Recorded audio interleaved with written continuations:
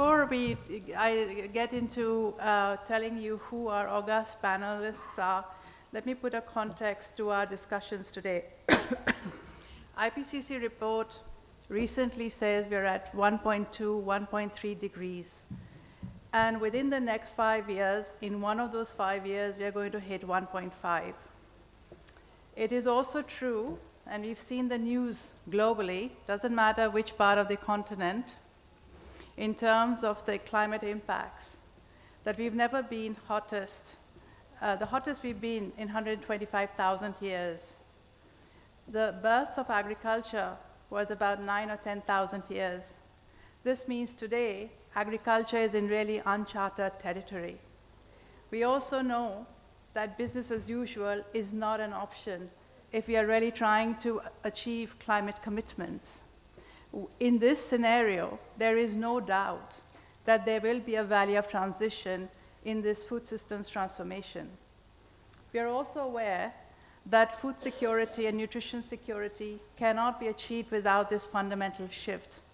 With this context, I think today's discussions and points of view are going to be very, very relevant, whether you're a policymaker, whether you are a private entrepreneur, whether you are an activist, etc. With that, let me introduce our panel today.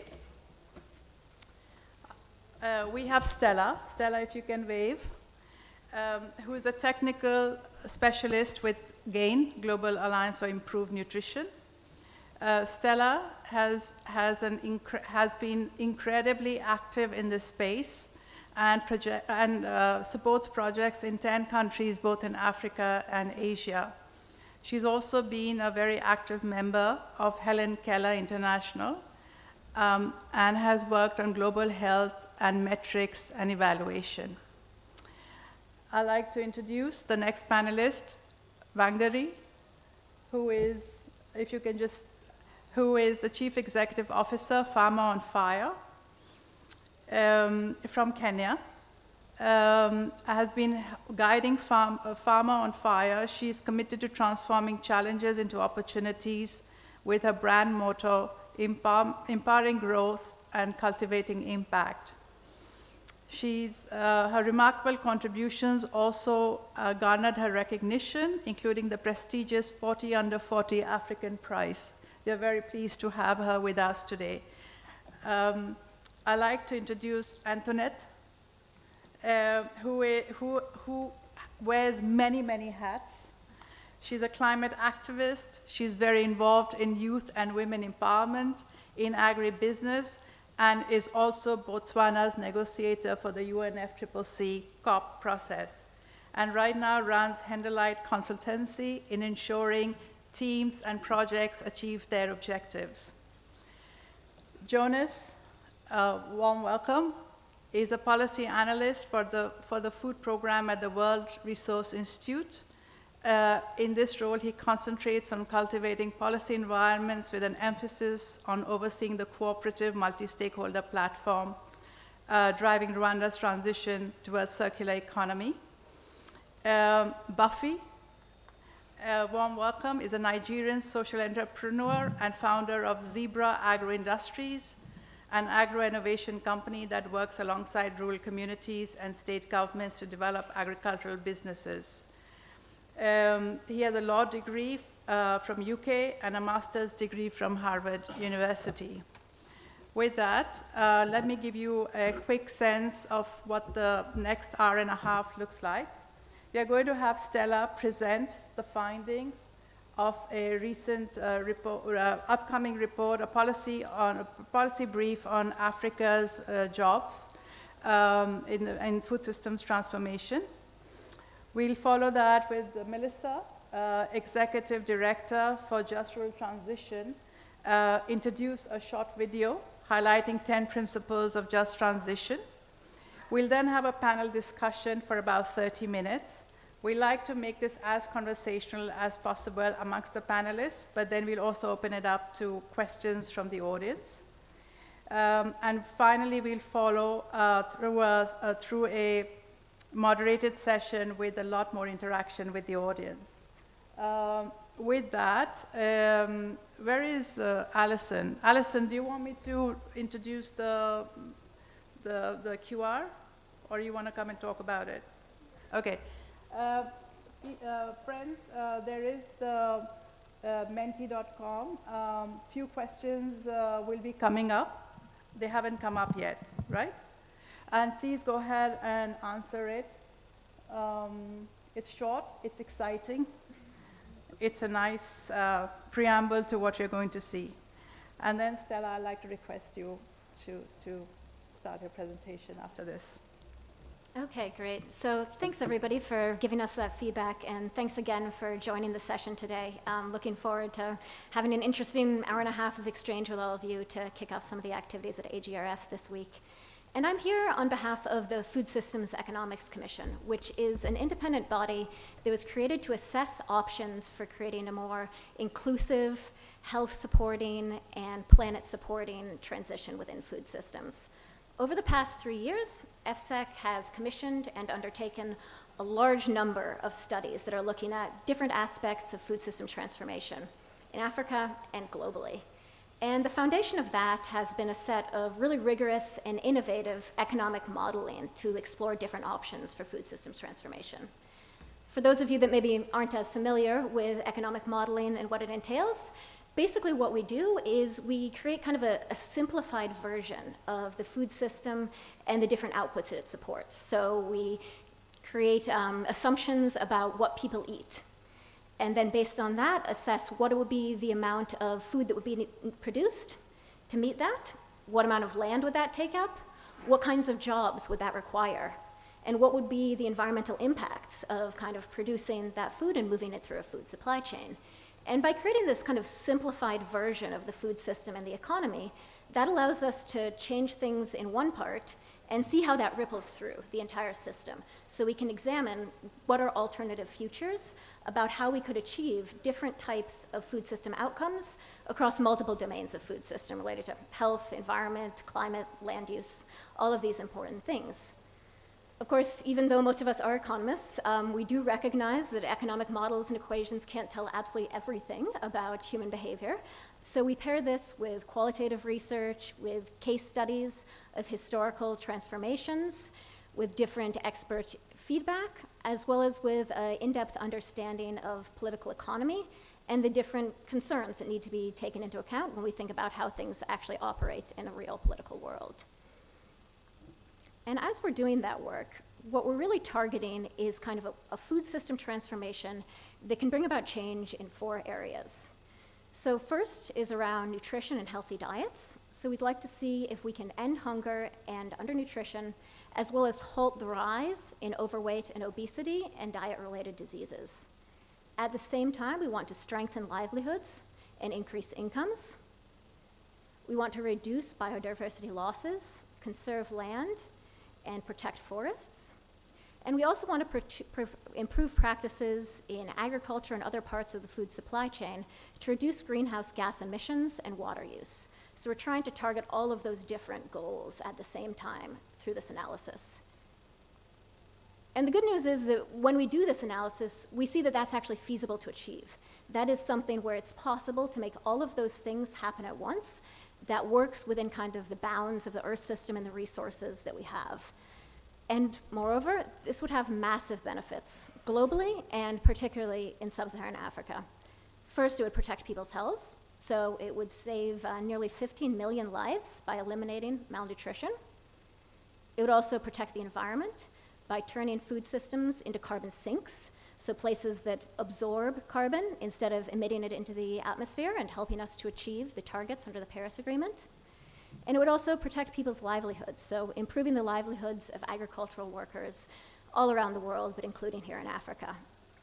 And jointly, looking across all these different areas where improvements could be met, we found that this food system transformation could reduce the societal costs, so things like the cost of people being sick with diet-related diseases, needing to get health care for that, environmental costs of environmental degradation and greenhouse gas emissions, those types of hidden costs, could be reduced in sub-Saharan Africa by $334 billion per year by 2050. So the food system transformation has massive benefits. for humans, for the planet, and also for the economy. Just to reiterate, this is feasible and it would have massive benefits for all of us. But what about jobs? That's kind of the question that we're here in this session to ask. What do we find about jobs when we look at this type of transformation? Even without the food system transformation, we know that economic development is going to dramatically reshape employment. That will happen in Africa, it will happen around the world. It will happen in food systems, and it will happen well beyond that throughout the entire economy. Because this is something that kind of happens naturally through the gradual growth and transformation of the economy. It happens as a result of increasing productivity in agriculture, as well as changes in productivity in other sectors. Happens as a result of urbanization, people moving to urban areas, and that kind of reshaping the demand that they have for different goods and services within the economy. It happens because diets change, and what people want to eat change as incomes rise, and the food system needs to change to meet that. It also happens because people's ambitions change, right? So people used to maybe just see farming as the only option. Now with more education, more exposure to different options, they think of other options. It also happens due to a deepening of the non-agricultural economy, so just an expansion of what are the other options that are out there. And this is a process that's generally known as structural transformation. And we've seen it repeat itself kind of throughout the world in many different economies as economies and countries move away from an agriculture focus and broaden what they're trying to achieve. So this will happen in sub-Saharan Africa as well. We expect that by 2050, it will result in about 28 million people leaving jobs in agriculture in the continent. If we think about transforming food systems in the way I mentioned before, so not just kind of going along our current trajectory, but really trying to bring about deliberate changes for more nature-positive solutions, more health-supporting food systems, that will amplify this job shift. But at the same time, it will also create new opportunities for employment. So we find through the FSEC modeling that a food system transformation increases the number of jobs leaving agriculture in sub-Saharan Africa to 66 million by 2050, so more than doubling that shift of employment out of agriculture. But we also know that these shifts and these changes towards a food system transformation will reshape the food economy overall, and in particular, it will grow the downstream parts of the food economy. So jobs in things like transport and trade and processing, retail, food service, all sorts of new opportunities are supposed to open up in those areas. This happens because of that process of urbanization, as I mentioned before. It happens again because of changes in people's food preferences and what they're looking for. It happens also due to deliberate efforts, such as large-scale nature restoration efforts that can kind of deliberately create opportunities in one part of the downstream food economy to meet those goals related to making a more nature-positive food system overall, and at the same time create new job opportunities. And just for comparison, right now in sub-Saharan Africa, about 23% of jobs are in that downstream portion of the food system. So more than 3/4 of jobs are in agriculture and production parts of the food supply chain. By comparison, in middle-income countries today, it's about 50% of the jobs in the food system are in that downstream portion. So we can't say exactly where it will be for Africa in 2050, but we can make a really strong assumption that it's going to grow by quite a lot. And our analysis suggests that this growth could create an additional 27 to 48 million downstream jobs, which would be enough to absorb most of those jobs that we saw were lost specifically in agricultural production.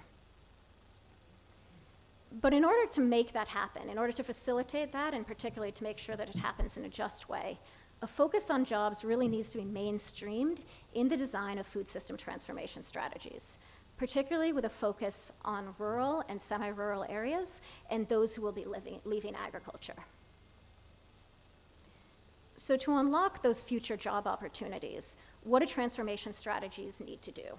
Well, there's a lot they need to do, but we can prioritize 5 key areas through our analysis. The first is inclusion. We need to make sure that we foster the development of supply chains that are truly inclusive, paying special attention to women, to youth, and other groups that have historically been kind of left out of the economy, left out of these transitions, or considered as something of an afterthought. We need to focus on innovation. So we need inclusive innovation in food systems that not only focuses on technology and what are new technological gizmos and apps and approaches, but really focuses on how do we bundle those different types of innovations together to create new ways of doing things and also to lower the barriers towards adoption of those technologies. We need to think about education. We need to have good quality education and skill building that's accessible to all and available in rural areas. And that's really needed to support the growth of new jobs in areas such as food processing, such as cold chain technology, such as green energy solutions for agriculture. There's a lot of opportunities there, but people need to have the skills and education that are a match for those jobs to be able to seize those opportunities. We also need finance. We need to promote access to inclusive finance that is well fitted to the needs of small entrepreneurs, because that type of finance will be needed for people to come up with new business ideas throughout the food system that are nature positive, that promote the adoption of healthy diets through foods that are both convenient and nutritious. So finance is needed to be able to unlock those entrepreneurial opportunities. And infrastructure. Infrastructure is needed throughout the food supply chain, throughout the food system, to be able to support the rest of these transitions. That includes things like basic infrastructure, so roads, bridges, electricity. It also includes digital infrastructure, all sorts of great apps emerging out there in the agricultural space, but if in a rural area people don't have access to high-speed mobile phone networks, that's not really something that they're able to take advantage of.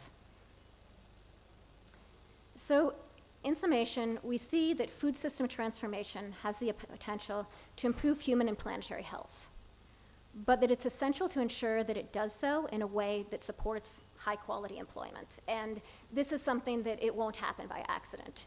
In general, accidental processes of economic development tend to favor those who are already in positions of power and overlook the most vulnerable. So to be able to ensure a just food system transition in the future, we need deliberate and focused effort on making that food system transformation happen in a way that is truly inclusive of all the members of the food system. And I think we'll hear more about it in the rest of the panel. Thank you.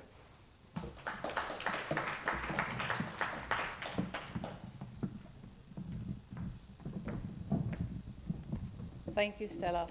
May I introduce Melissa to introduce the video? Thanks so much, Geeta. So the Just Rule Transition is a multi-stakeholder collaborative platform. We were established coming out of the UN Climate Action Summit when we had a Just Rule Transition vision statement, and multiple actors from governments and private sector, civil society, farmers organizations and others endorsed this vision of a future for food systems transformation, the actions and priorities that need to happen to undertake that, but really importantly that we need to put people at the center of this food systems transformation. So I think it builds off very nicely off of the presentation that you've just given there, and congratulations on this report. It was great from the Just Rule Transition point of view to be able to engage the Food Systems Economic Commission commissioners in the lead up to in their work, and this work that we have been doing over the last year to really put out a proposition really of these 10 principles of what do we mean by just food systems transition. The JRT has been working a lot with on policy action, so supporting the UK government and World Bank co-convened policy dialogues. We've been working to foster the investments and the innovations that are needed for this food systems transformation. But again and again we were really hearing, well, what do you really mean by just rural transition? What does that mean? We know there's a lot of interest on the energy side from just transition, and there's been a lot of work done on that. But for food systems, you know, our assumption was it probably looks and feels a little bit different. So you're about to see a short video which introduces some of the work that we've been doing with the Just Rural Transition community in consultation with them over the last year. It's not prescriptive, it's intended to be a starter for a conversation. So as you are thinking through, you know, what does it mean to carry out policy reform? What are the sorts of things we need to bear in mind as we're undertaking either policy reform or investment or a new strategy to make sure that we are thinking through the impact on people, and also, as you know, to the point you're saying, is how are we using this as an opportunity to create that, you know, inclusive prosperous future economy that can deliver for all. So without any more, I will let the video explain in more detail what these principles are. And if you're interested in being part of the Just Rural Transition community and to learn more, please do have a look on our website and also attend an event that we're doing in the same room on Thursday morning. I think it's that early pre-breakfast session. So do come and join if you want to learn more. Thanks.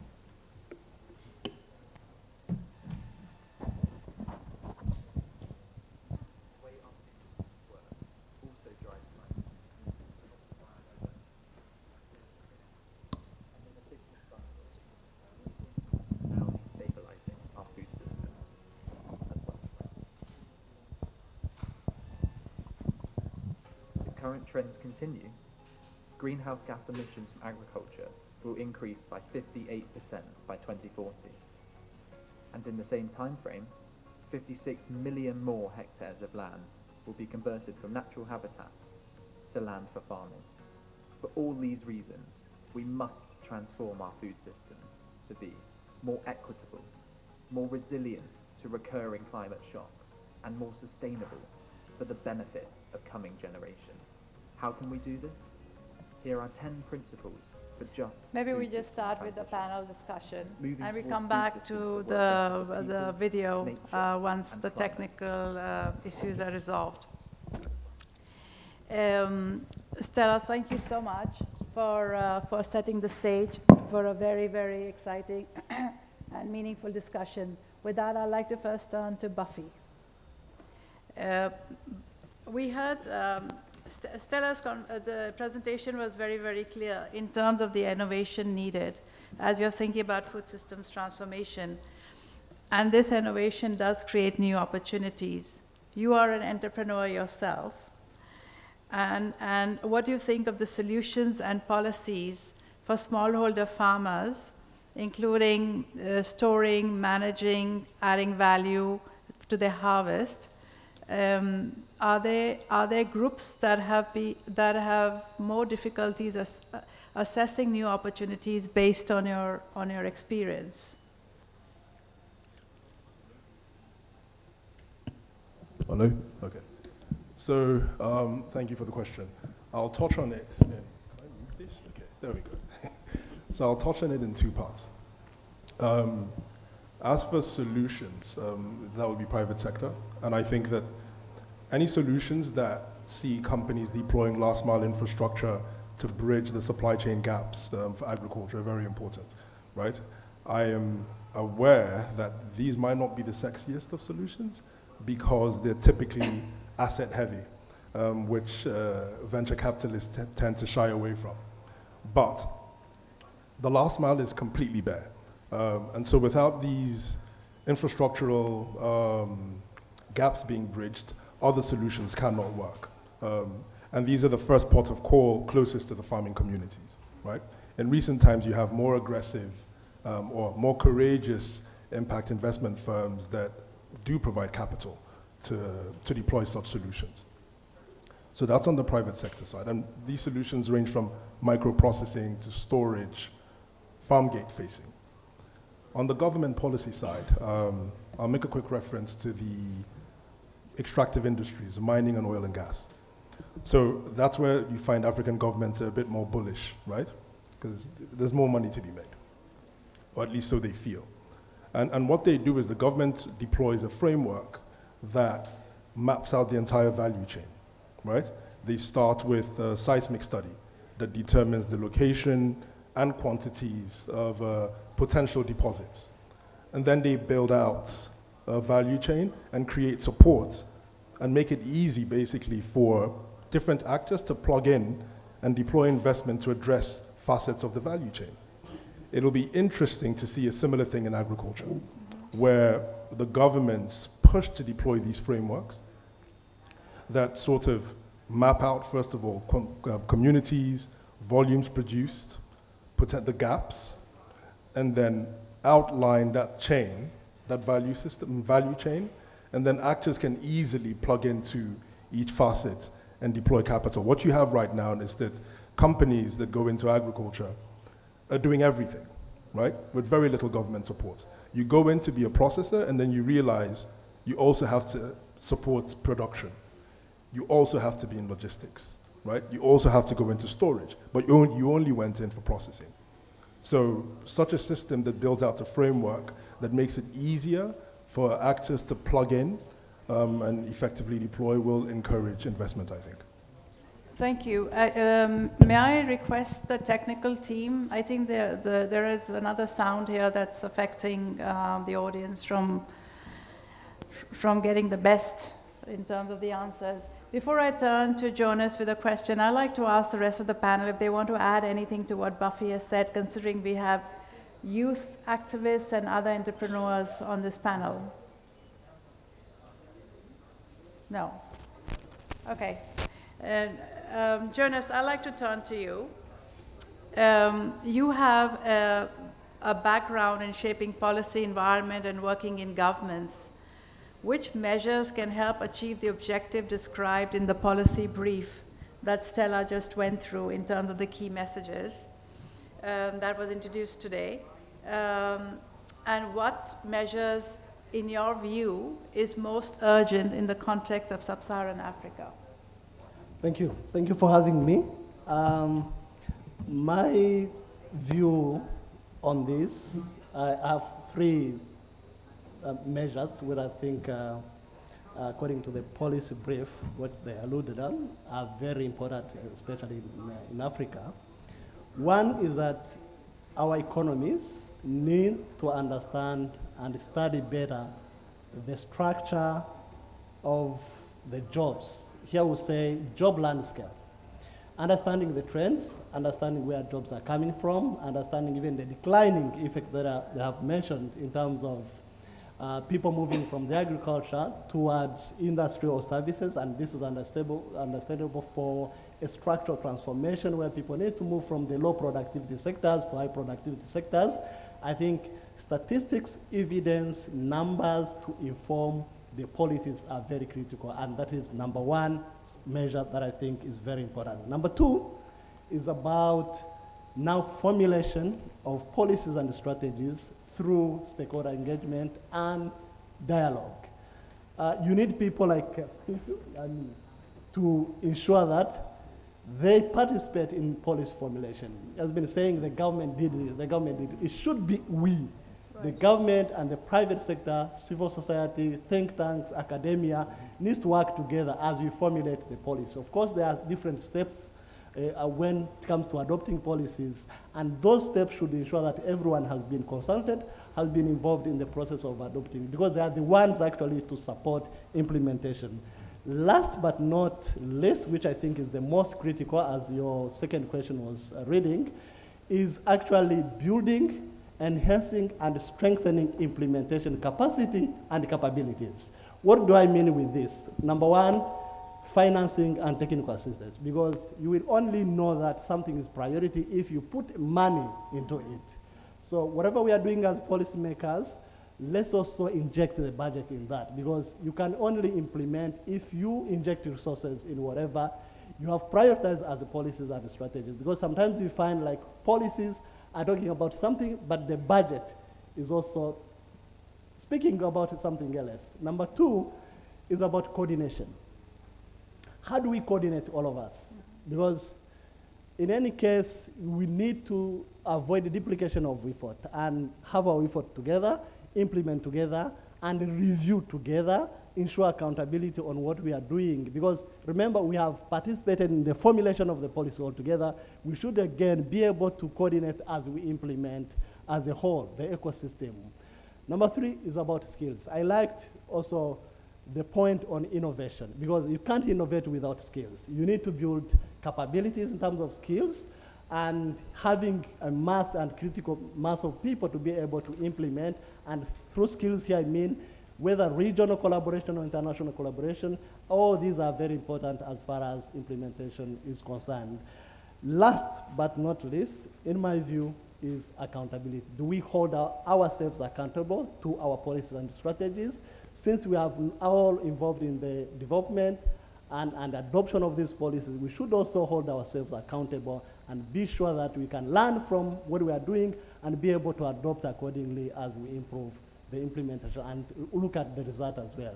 I think those are the key elements that I would put forward, at least from my previous experience, and put forward, and that I think Africa really needs in terms of implementation, because the policies, we may have them, but the most critical thing is implementation and talking and walking our talk, I think. Thank you. Thank you, Jonas. May I turn to Wangari now? Could you start by sharing a few reflections from young people about jobs in the food system? How can we ensure that new off-farm job opportunities are attractive and inclusive for all, using your experience? Thank you very much.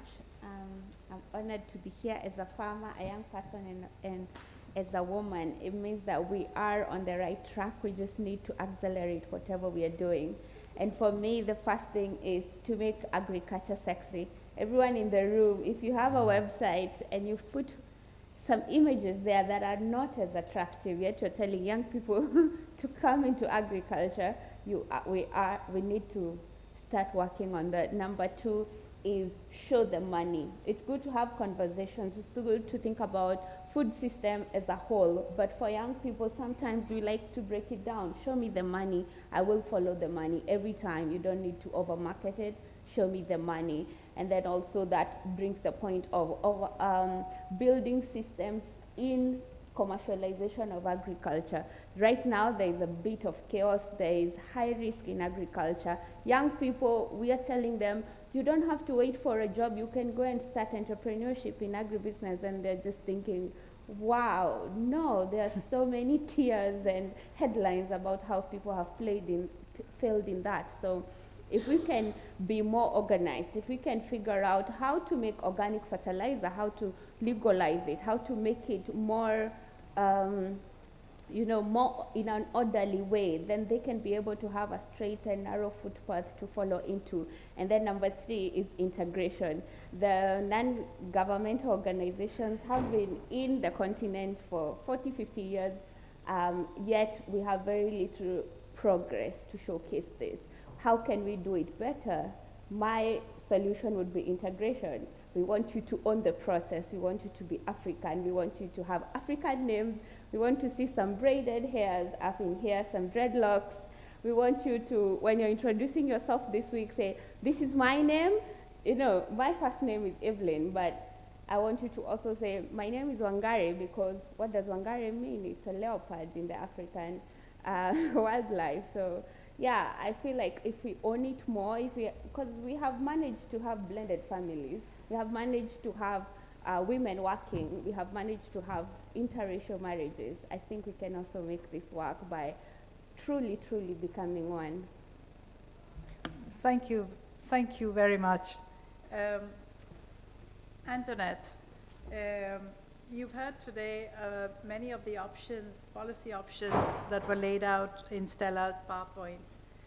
What do you think, in your perspective, is most supportive of youth and can really move towards a sustainable food system, not about this generation, but also with the next generation?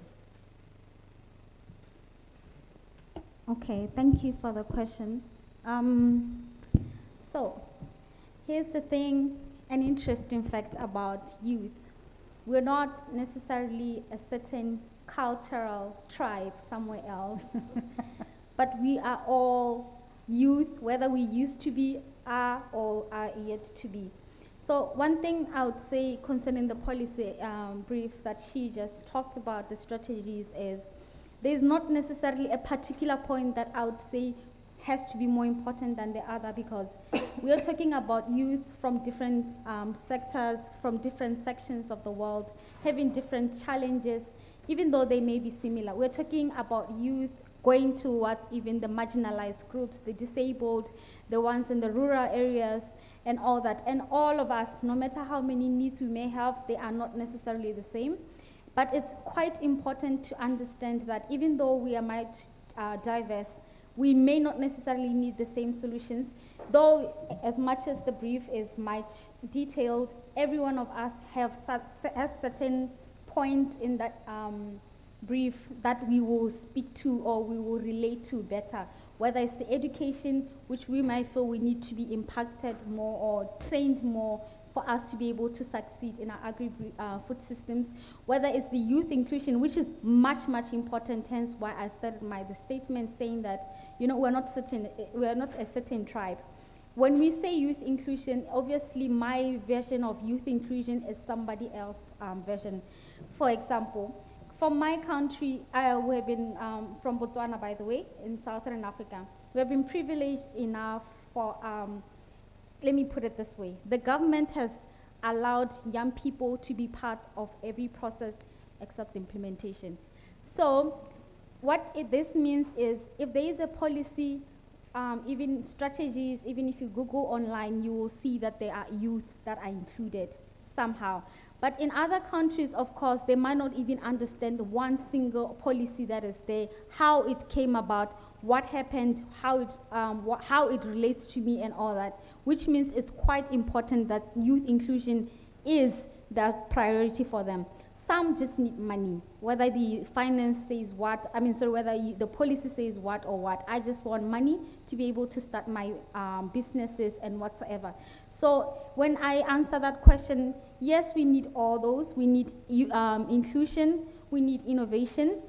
And you must understand that when we talk about agri-food systems, we're not just talking about farming itself, going to the farm and tilling the land or rearing animals and so forth.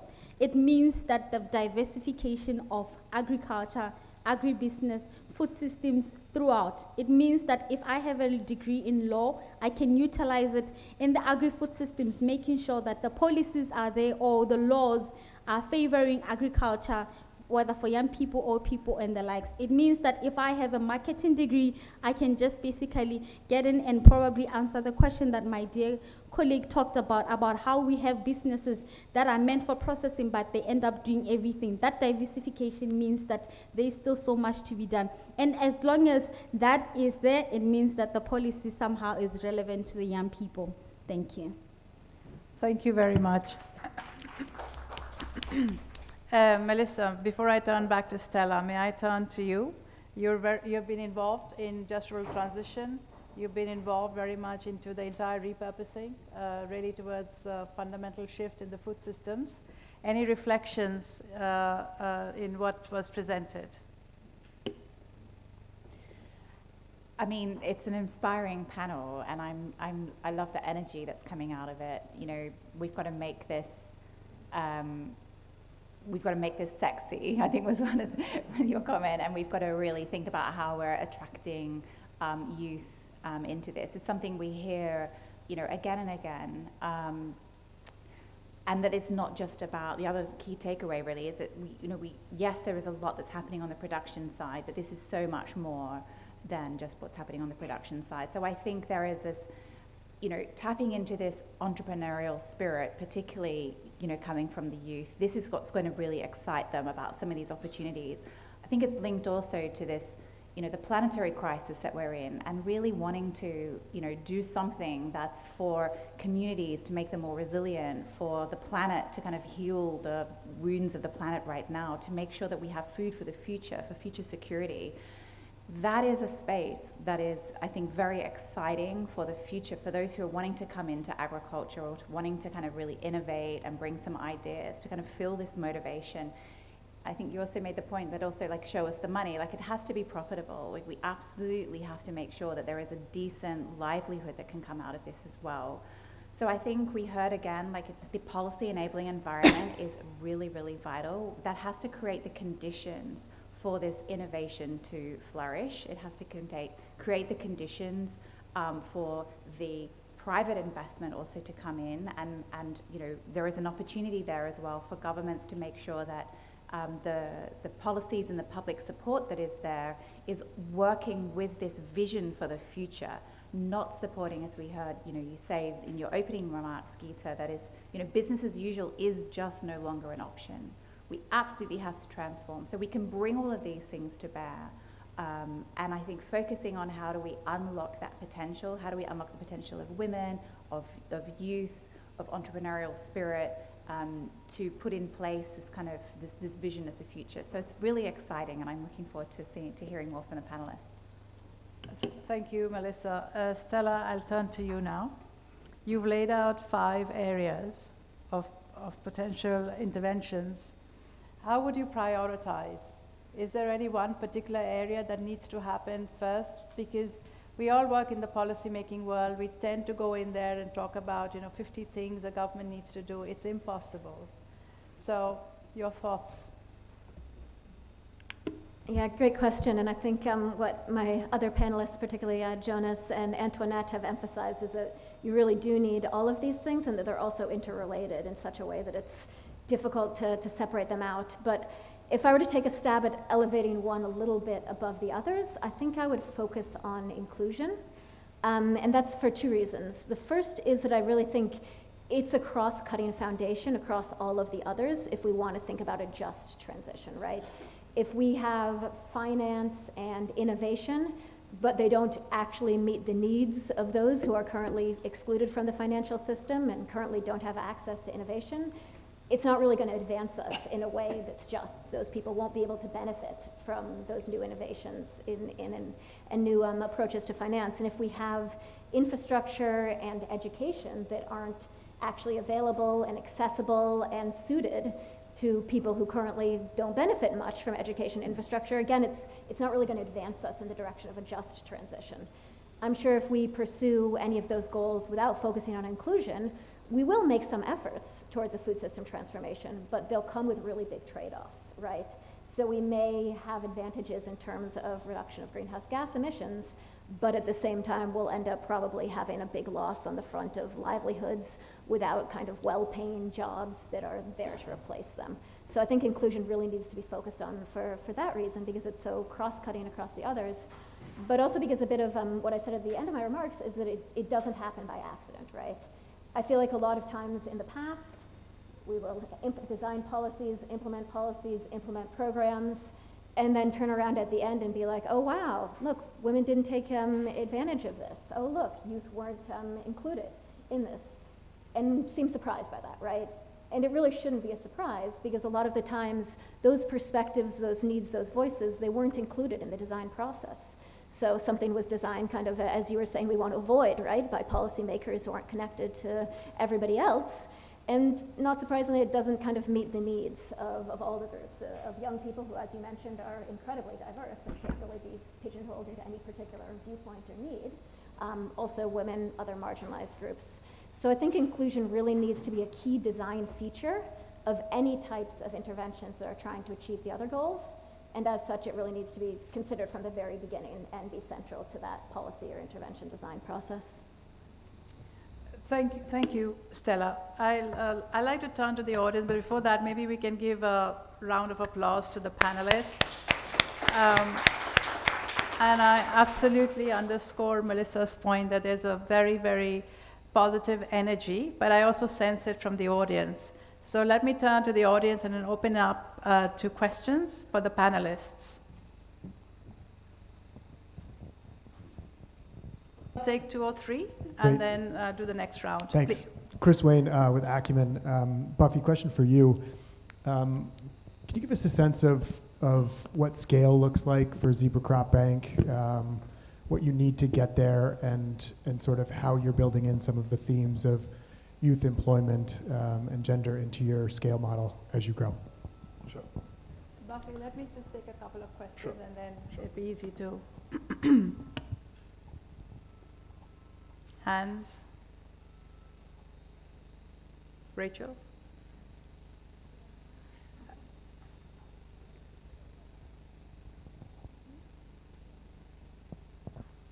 Thank you. A couple of questions.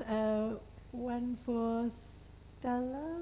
Yeah, on the as you're looking at food systems transformation and you did the economic modeling, it'd be good to understand a little bit like what criteria or metrics did you use to model that? So what are the outcomes that we can measure on food systems transformation? And then from Wangira, Yeah, thank you so much. I also love the way you put things forward in such an exciting way. You perhaps didn't mention the huge opportunity in food markets that is coming down the road for Africa. And I just wondered if you might say anything, if you had anything to add on how young people can really take advantage of this huge market opportunity that is coming with population growth in Africa, with the need to kind of reduce dependence on imports. What do you need, and maybe what do you need from governments? Thanks. Thanks, Rachel. Let me turn to Buffy first, and then Stella, and then Matthew. Thank you. So what does scale look like for us? So at the moment, we're building a solution that deploys last mile storage infrastructure in rural communities.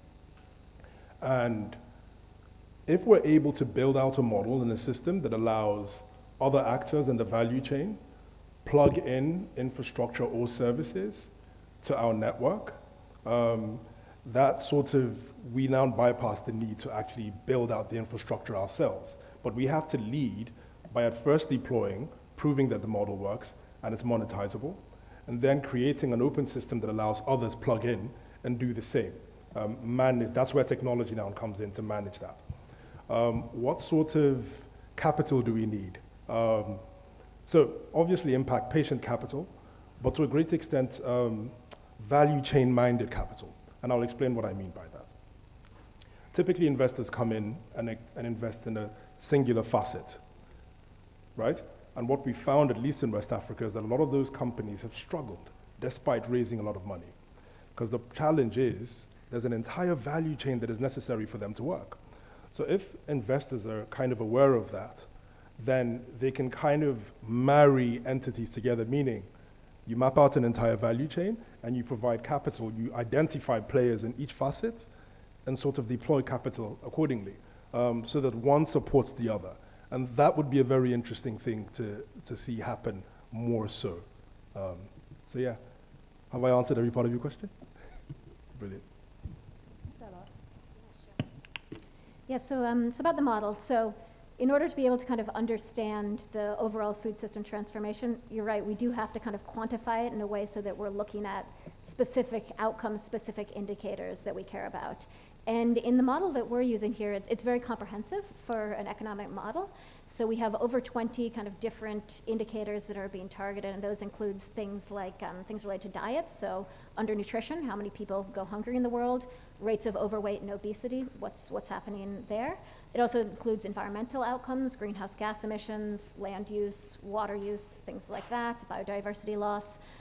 Includes jobs, the topic of what we're talking about today. And it also includes things like food prices, where we kind of need to understand what's going on in that domain to be able to assess the transformation overall. So there's a lot of different indicators that are included.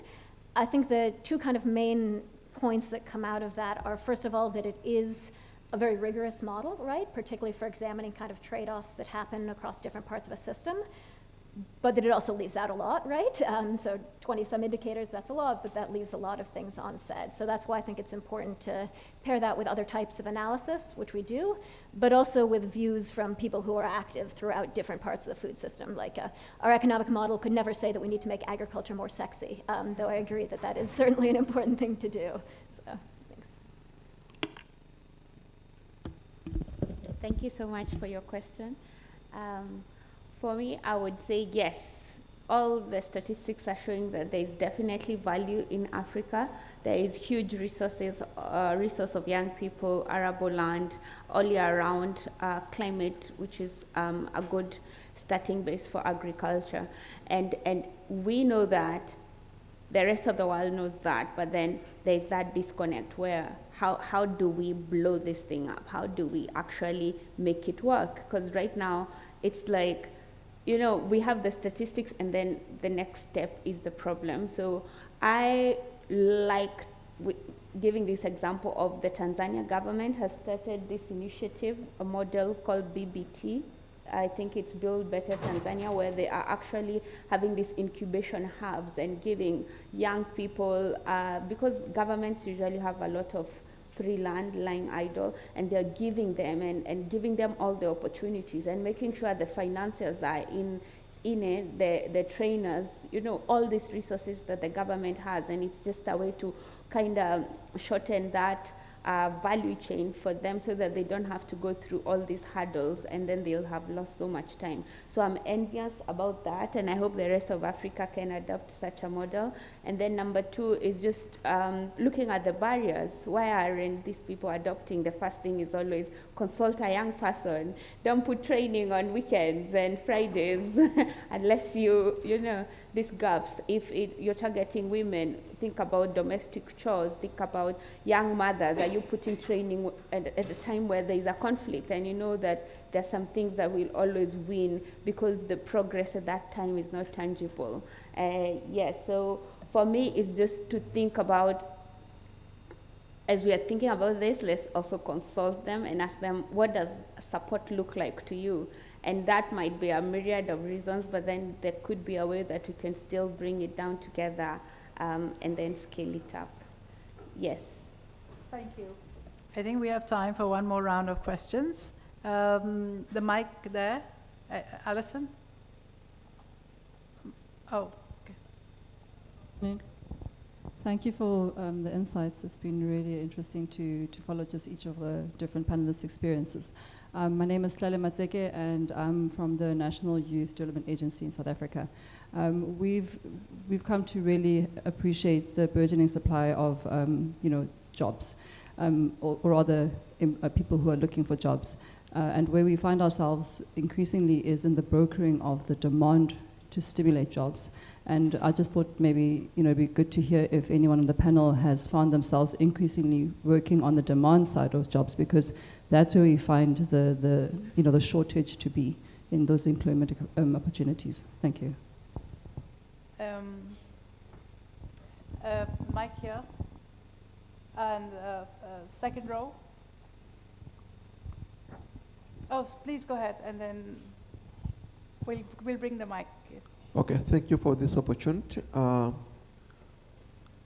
Let me go back to my question. Also, some of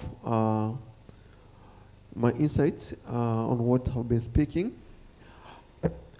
Can we trace back to rural to urban migration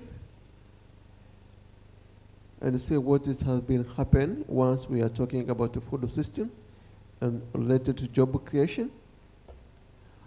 Have we concern on youth involvement and climate change while we are talking about a food system? Are these initiatives that have been taken really locally are needed to the grassroots? Are they really localized? Do government policy system and procedures are being connected to the local government authorities where do these youth are coming from? But also we are just talking on transformations.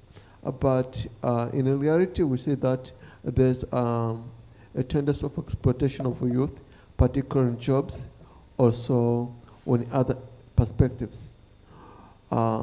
So how can we leverage to ensure that what we are trying to address a real sense onto the field that we are working? Thank you. Thank you. Thank you so much. Thank you for all the insights that you've given. I'm definitely learning a lot. My question is in line of the research that you're doing. How are you ensuring that indigenous knowledge is not left out in the process? And how are you also going to ensure that even the end person who is usually in a forgotten community somewhere gets to have access to this information? How do you relate to them and ensure that they are included even in the policy making and decisions that are made to ensure that they are included and they also have a voice in it? Thank you.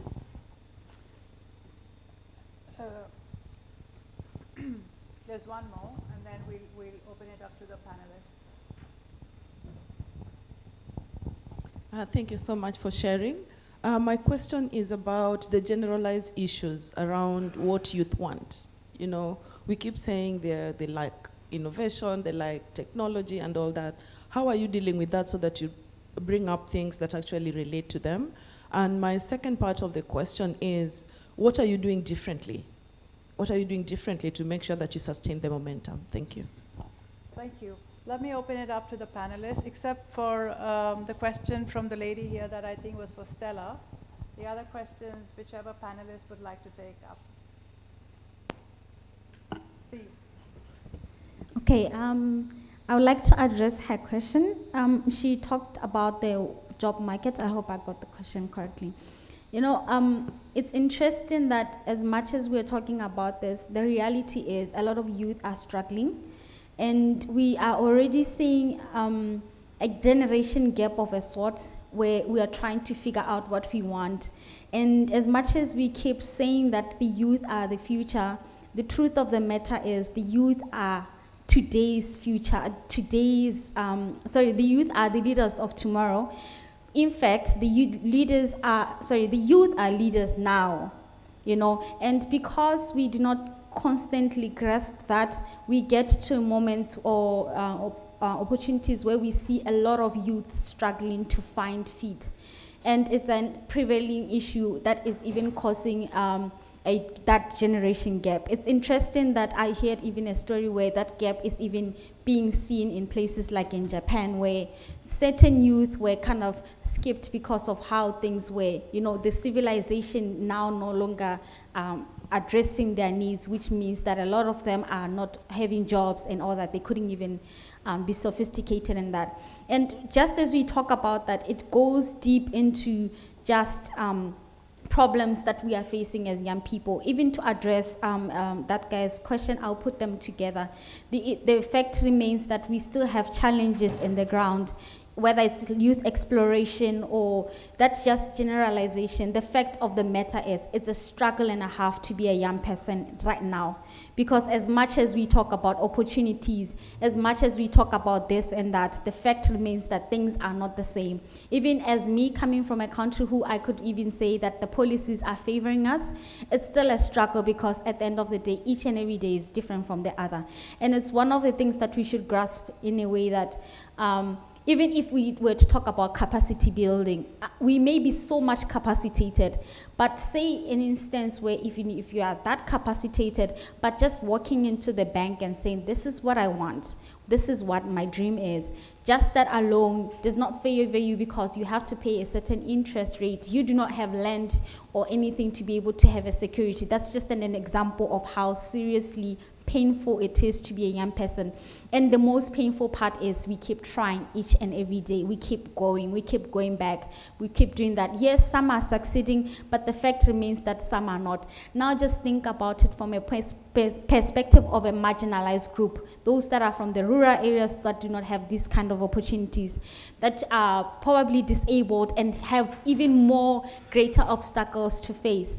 That's the reality of how things are as a youth. And it's kind of scary because as much as we talk about it, as much as we explore all these opportunities, the fact remains that in so many times, the opportunities are going that way and we are all the way that side. They are definitely not relating to us in so many ways.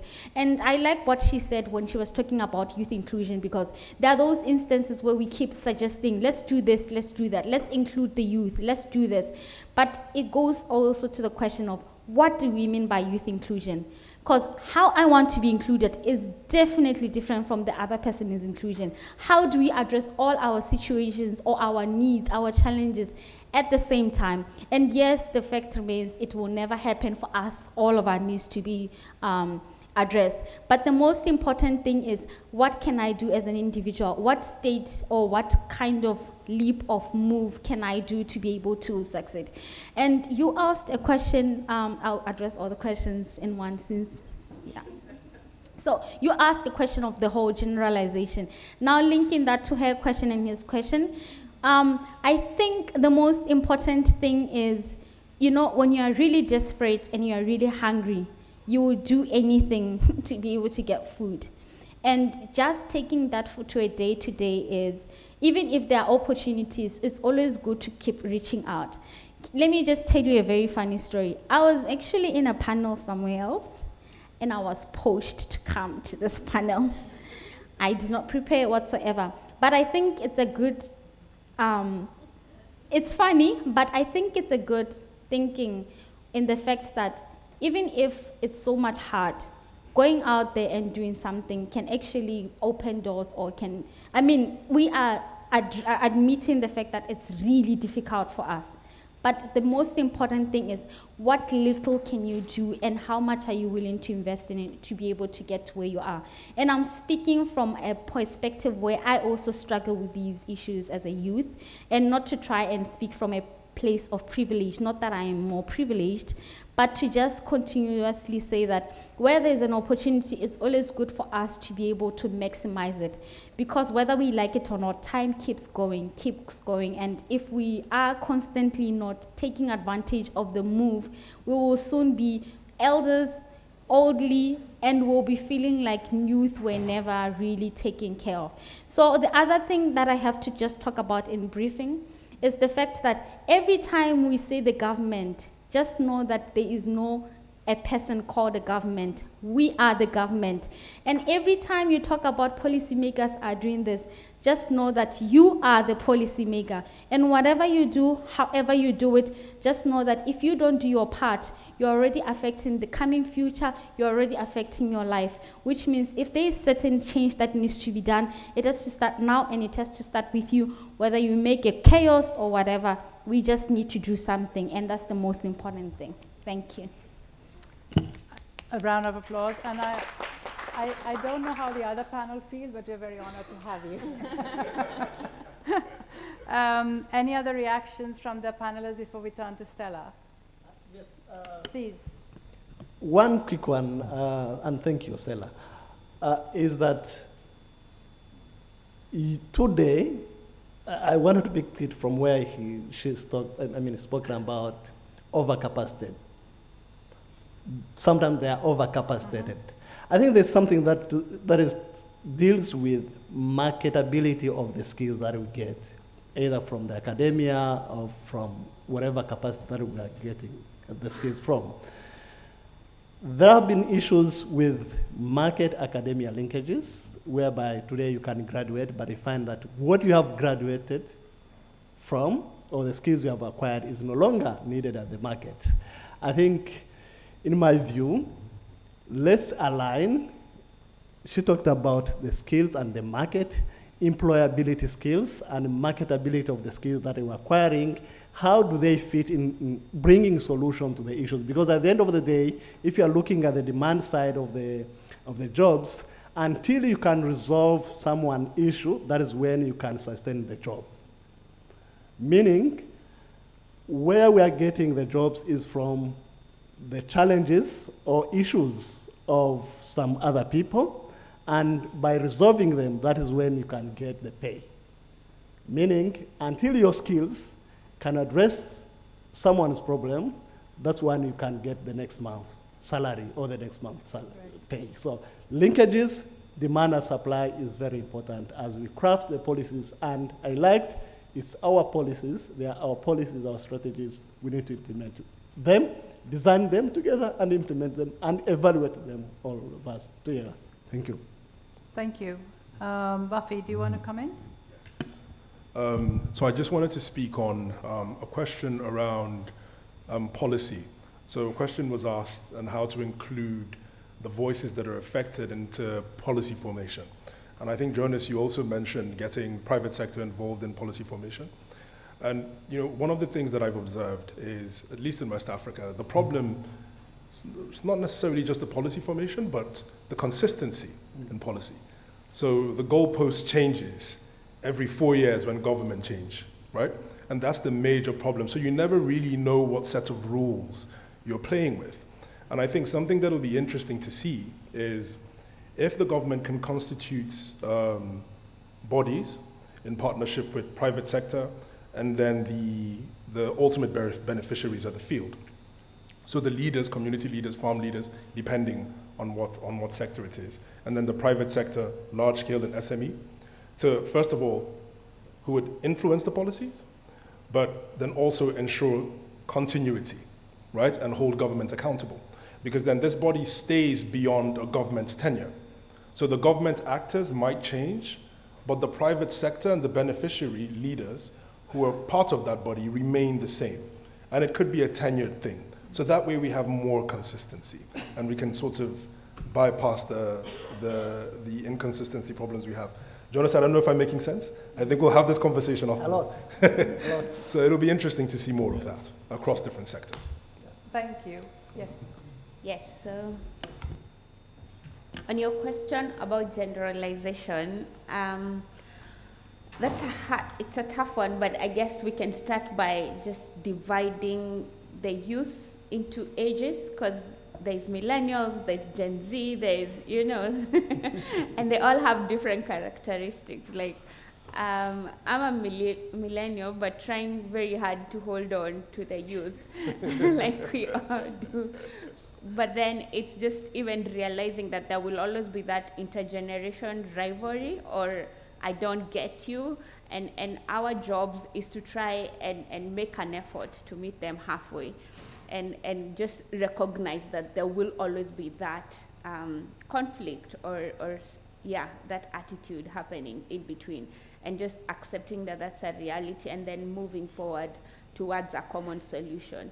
And then the other thing is, as Jonah has mentioned, is it's still at a personal level. As much as we might have a policy that says young people need to engage in this project, at some level, it's still a person who has to decide, I need to apply for this, I need to go tomorrow for training. So it's also looking at it in a bigger scale, but also realizing it is personal at a certain level. So that's what I would say about generalization of youths. And number 3, always ask them, what does support look like for you? For me, it might be different. I would want to do more TikToks. I've done a lot. I've been on that tractor dancing, and and I would also invite all of you to come and join me as well. So for indigenous knowledge, it's very good that you're bringing that up. We had a project where we were educating Maasai women in the Kenyan community about diversification of income because of drought. A lot of their cows were dying, and so we had to think about projects that they can do to that are soilless.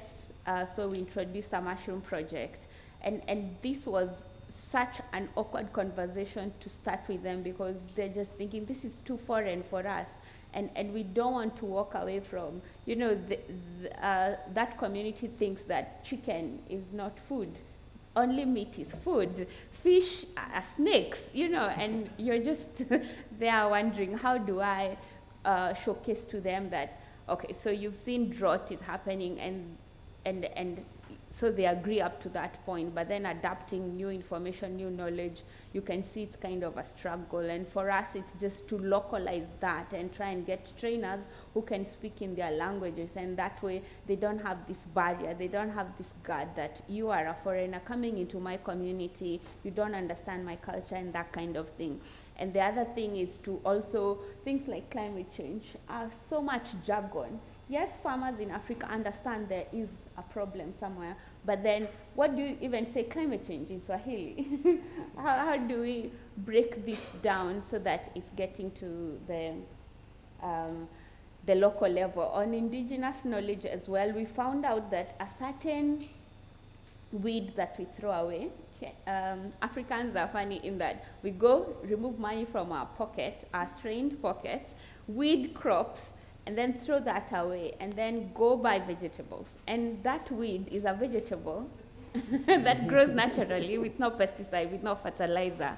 And for us, it's just to sensitize people again that, oh, this is a traditional vegetable. We can eat it, it's safe, it won't kill our animals.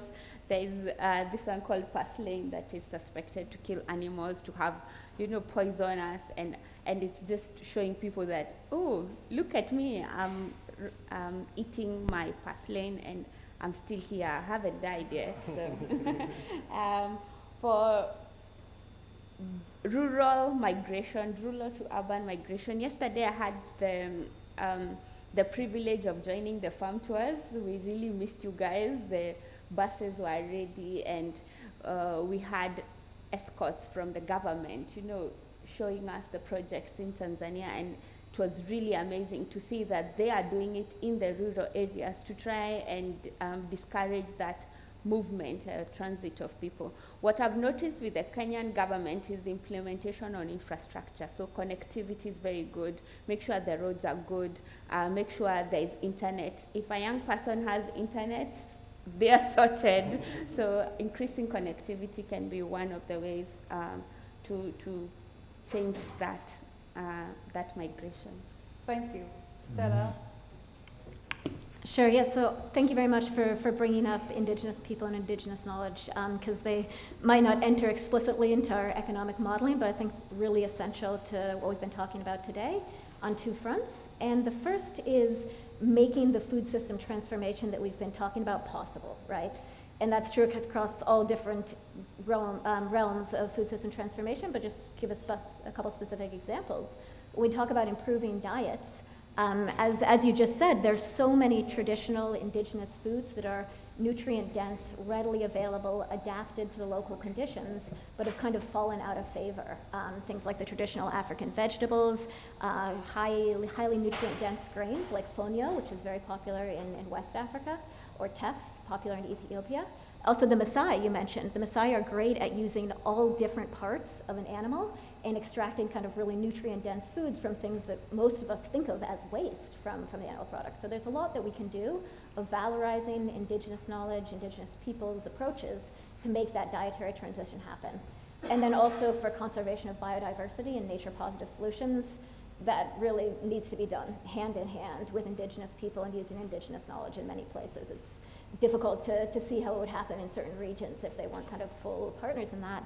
But I think also when we're thinking a little bit about the solutions and how do we bring about a just transition and inclusive transition, and we talked before about including youth, including women, indigenous people also need to be part of that conversation, right? So the solutions we're thinking about in terms of finance, innovation, education, things like that, they need to be accessible and adapted to the needs of indigenous people, which means that indigenous people need to be part of the process of designing that. They need to be consulted on those policy consultations and make sure that kind of meets their needs. I think too often we get into the habit of kind of siloing indigenous people as traditional knowledge, traditional approaches, traditional crops, without understanding how they can also be part of innovation and things like that. And they shouldn't be separate. They should really be much more integrated and make sure that an inclusive transition includes the voices, preferences, needs of indigenous people as well.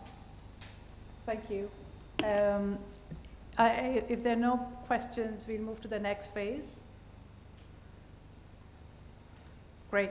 The next phase is also very exciting because you have another mentee quiz, mentee.com, and you have the QR or the number. And Alison will click through the questions, and then we'll share with you what answers look like. And then we'll do a very quick rapid fire round of call to action, 30 seconds each.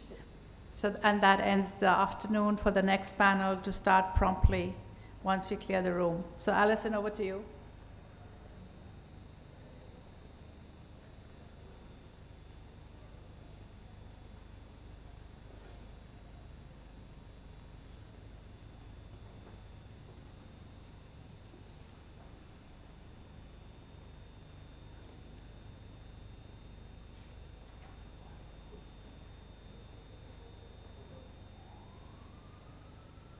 Folks, thanks for filling this out if the Wi-Fi is working. If not, thank you for trying.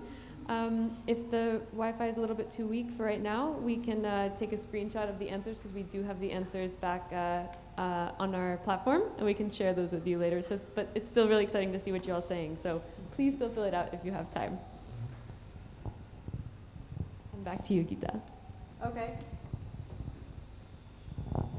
So we have only one question? Oh. That's it. That was only one question you had. Okay. Okay, with that, let me turn to the last part of the event and let me just go around the panelists for a rapid fire call for action. 30 seconds, please stick to the time on the most important thing, what you would do. Let me start with you. I was hoping to be the last one.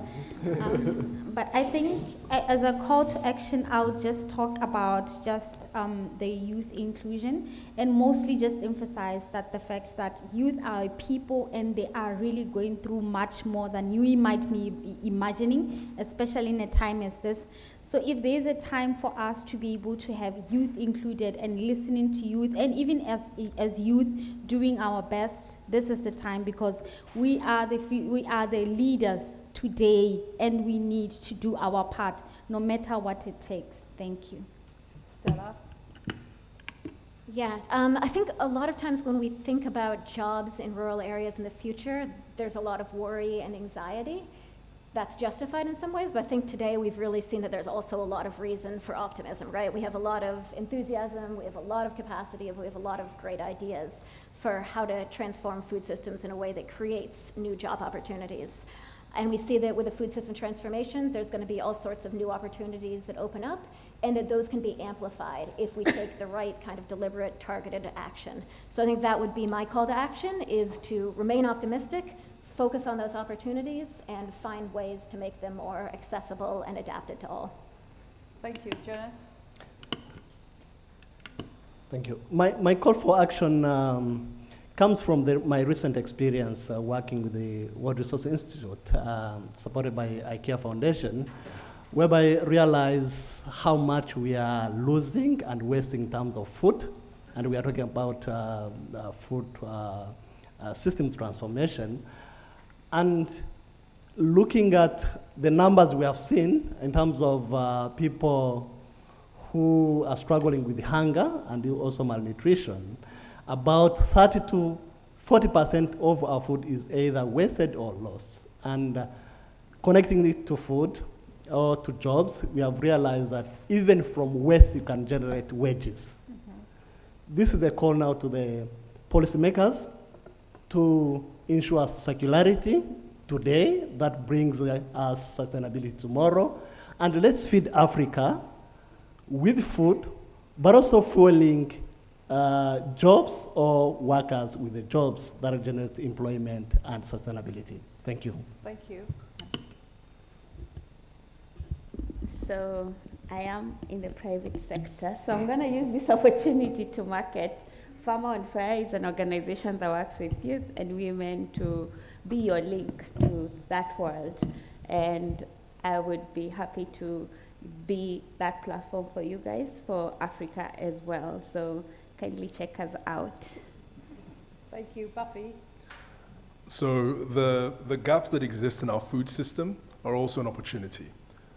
We have the opportunity to leapfrog a lot of the more harmful industrial practices and also build a more inclusive and sustainable model. I think that we should have the courage to do this because we do have the opportunity to build and build better. That's me. Thank you. Melissa? Well, firstly, apologies that the technology didn't work for our video.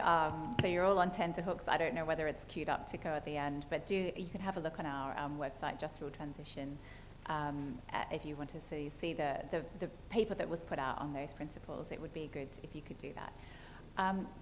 My final call to action, really, and just listening and reflecting on the panel discussion just now, is the value of listening. I think not assuming, not telling, but actually really, really taking the time to listen and understand what youth are saying or what local communities are saying, what value, what knowledge is already out there that we can really tap into. So I'm really wanting to emphasize as we close out listening. And my final word really is about collaboration, partnership. Take the first step. Having listened, having got to know what others are sort of really wanting and yearning for, and putting that hand out for friendship and collaboration. Thanks. With that, we come to close. A very big applause to the panelists, but also to the audience. Thank you very, very much. I enjoyed this session tremendously. Just to let you know, that the report that you got a glimpse of that Stella talked about will be launched in the coming months through the Food Systems Economic Commission. So keep a lookout. And with that, have a lovely, lovely afternoon and see you all soon at some point this week. Bye.